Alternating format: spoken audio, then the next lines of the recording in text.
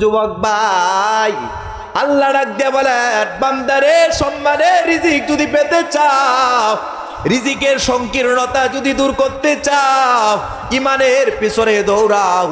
তুমি তোমার ইমানটাকে সুন্দর বানাও। যেই বান্দা বান্দির ইমান যত সুন্দর হয়, ওই বান্দা রিজিকের ফয়সালাও ততই সুন্দর হয়। আরো জোরে বলেন সুবহানাল্লাহ। আবার আল্লাহ পাক রব্বুল আলামিন ভিন্ন জায়গায় ওই ইমানদার বান্দার জীবন সম্পর্কে ডাক দিয়ে বলেন, ওই ইমানদার বান্দা বান্দির জীবনটা কত দামি একটা জীবন হয়ে যায়। আমরা মনে করি যার টাকা বেশি তার শান্তি বেশি, ঠিক কিনা? যার ক্ষমতা বেশি তার সম্মান বেশি, ঠিক কিনা? যার দল ক্ষমতা তার পাওয়ার বেশি, ঠিক কিনা? আল্লাহ ডাক দিয়া বলে, বান্দারে ক্ষমতা দিয়া জীবনটা দামি হয় না, টাকা দিয়া জীবনটা দামি হয় না, ব্যবসা বাণিজ্য দিয়া জীবনটা দামি হয় না। দামি জীবন কাদের হয়? আল্লাহ ডাক দিয়া বলেন, মান আমিলা সলিহাম মিন যাকারিন আও উনসা ওয়া হুয়া মুমিনুন ফালানুহিয়ান্নাহু হায়াতান তাইয়্যিবা ওয়া লা নাজজিয়ান্নাহুম আজরাহুম বিআহসানি মা কানু ইয়ামালুন।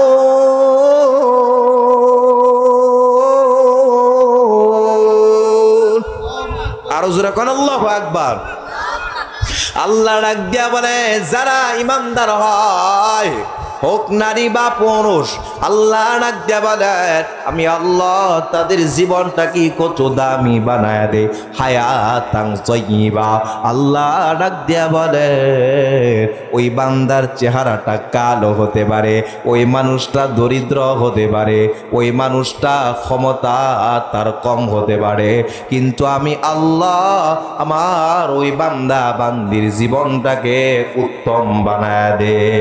বলে আমি আল্লাহ ওই বান্দা বান্দির জীবনটাকে সুন্দর বানায় দে, ওই বান্দা বান্দির জীবনটাকে আমার আল্লাহ মধুময় বানায় দে। সুবহানাল্লাহ।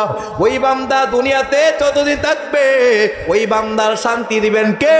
ওই বান্দা দুনিয়াতে থাকবে, শান্তিময় জীবন পাইবে। ওই বান্দা কবরে যাবে, শান্তিময় জীবন আল্লাহ বান্দাকে দান করবে। ওই বান্দা পরকালে মালিকের সামনে দাঁড়াইবে, ওই পরকালীন জিন্দেগিটাও আল্লাহ বান্দা বান্দির শান্তিময় বানাইবে। সুবহানাল্লাহ। শান্তির দরকার আছে না নাই? সবাই শান্তির পেছনে দৌড়ায়, ঠিক কিনা? শান্তি চাই না এমন মানুষ কেউ নাই। চাইলেই পাইবেন না যদি চাওয়ার মতো না চান, ঠিক কিনা? এই জন্যই আল্লাহ বলে, শান্তিময় জীবন, কল্যাণময় জীবন, সুখীময় জীবন তারা পাবে যারা ইমানদার হবে। সুবহানাল্লাহ। কয়টা গুণের কথা বলেছিলাম? শোনার দরকার আসেনি? কষ্ট হইতেছে? শুনতে হবে। এক নাম্বার গুণ আল্লাহ ডাক দিয়া বলেন, ইন্নামাল মুমিনুনা আল্লাযীনা ইযা যুকিরাল্লাহু ওয়াজিলাত কুলুবুহুম। আল্লাহ ডাক দিয়া বলে, ওই জান্নাতি মুমিনের এক নাম্বার আলামত, সফল মুমিনের এক নাম্বার আলামত, ওই বান্দার সামনে যখন আল্লাহর আলোচনা করা হয়, ওই বান্দার সামনে যখন আল্লাহর নামের আলোচনা করা হয়, ওই মানুষটা যখন আল্লাহর কথা শুনবে, ওই মানুষটা যখন আল্লাহকে স্মরণ করবে, ওই মানুষটা যখন কোরআনের কথা শুনবে, তার অন্তরের মধ্যে আল্লাহর ভয় সৃষ্টি হবে। জোরে কোন সুবহানাল্লাহ। তাহলে মুমিনের এক নাম্বার আলামত, ওই বান্দার সামনে যখন আল্লাহর কথা বলা হয়, ওই মানুষ যখন আল্লাহর কথা স্মরণ করবে, ওই মানুষ আল্লাহ স্মরণে ভয় করবে কাকে? আল্লাহকে ভয় করবে। এটা হলো মুমিনের আলামত, এটা হলো মুমিনের গুণ। কিন্তু আমাদের ইমানের অবস্থা কেমন? আমাদের অন্তরে আল্লাহর ভয় না, আমাদের অন্তরে নেতার ভয় আছে, আমাদের অন্তরে দুনিয়ার বাহিনীর ভয় আছে, আমাদের অন্তরে দুনিয়ার আদালতের ভয় আছে।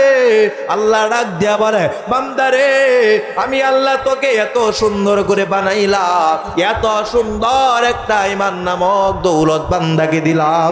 বান্দারে ঈমান কেন দিলাম? আমি আল্লাহকে স্মরণ করবে আর আমি আল্লাহকে ভয় করবে। আমি আল্লাহ দুনিয়ার কাউকে ভয় করার জন্য বানাই নাই, ঠিক কিনা? জোরে বলেন ঠিক কিনা?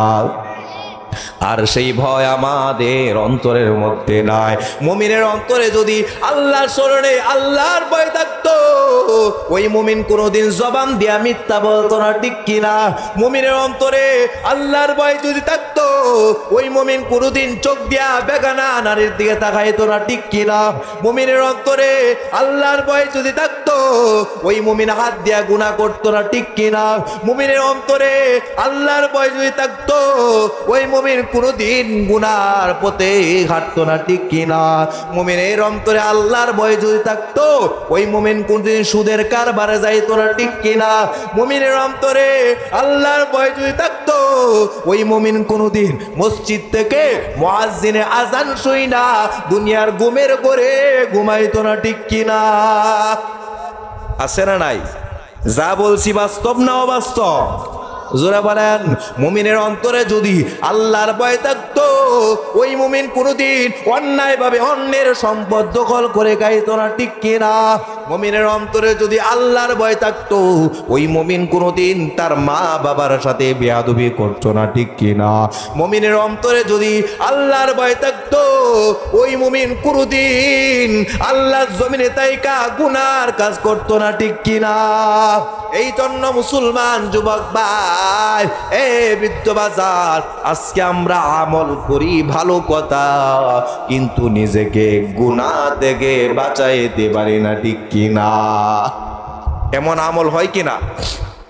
এমন ইমানদার আছে কিনা? আওয়াজ দিয়ে বলেন। না এমন? বলে কেমন ইমানদার?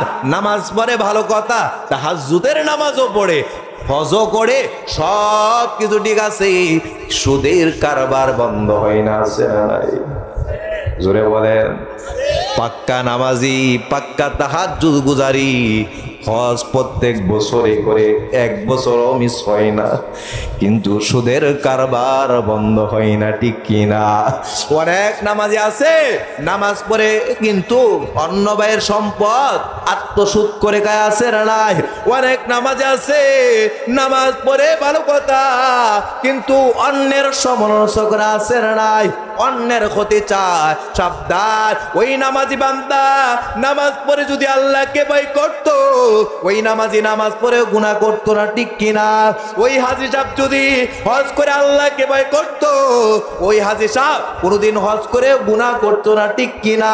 ওই তাহাজ্জুদ গুজারি তাহাজ্জুদ পড়ে যদি আল্লাহকে ভয় করতো, ওই তাহাজ্জুদ গুজারি নামাজ পড়েও কোনোদিন গুনাহ করতো না, ঠিক কিনা? জোরে বলেন। আবার অনেক মা বোন আছে, নামাজ পড়ে রোজাও রাখে, সব কিছু ঠিক আছে, কিন্তু সমালোচনা, গীবত আর স্বামীর সাথে দূর আচরণ তাদের মধ্যে বন্ধ হয় না, আছে রায়। অনেক মা বোন আছে, নামাজ পড়ে সবই ঠিক আছে, স্বামীর সাথেও ভালো ব্যবহার করে, কিন্তু পরপুরুষের চেহারার দিকে না তাকায় পারে না, আছে নাই? বেপরদা চলাফেরা করে, আছে নাই?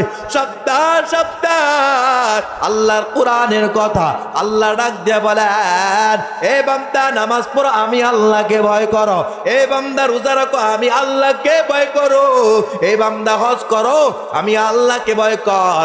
সব জায়গায় যদি আল্লাহর ভয় সৃষ্টি হয়, ওই মানুষটা আল্লাহ জমিনে বিন্দু পরিমাণ কোনোদিন গুনাহ করবে না, ঠিক কিনা? বিন্দু পরিমাণ গুনাহ করবে না। এবার ভালোভাবে বুঝতে হবে, এই যে আল্লাহ বারবার ডাক দিয়ে বলে, বান্দা আমি আল্লাহকে ভয় কর। আল্লাহ কি ভয়ানক? যখন আল্লাহ কি ভয়ানক? না, আমার আল্লাহ ভয়ানক না। আল্লাহ ডাক দিয়ে বলে, বান্দারে আমি আল্লাহ রহমান, আমি আল্লাহ রহিম, আমি আল্লাহ গফুর। বান্দারে আমি আল্লাহ যত বড়, আমি আল্লাহর আযাব তত বড়। যখন না গেরে আল্লাহ যত বড়, আল্লাহর আযাব তত বড়। এই জন্য আল্লাহ ডাক দিয়া বলে, এই জন্য আল্লাহ বলে, আমি আল্লাহ ভয়ের কথা এই জন্য বললাম, এ বান্দা আমি আল্লাহ তোমাকে দুই জায়গার সতর্ক বার্তা দিলাম। কয় জায়গা? দুই জায়গার সতর্ক বার্তা আল্লাহ দিয়েছে।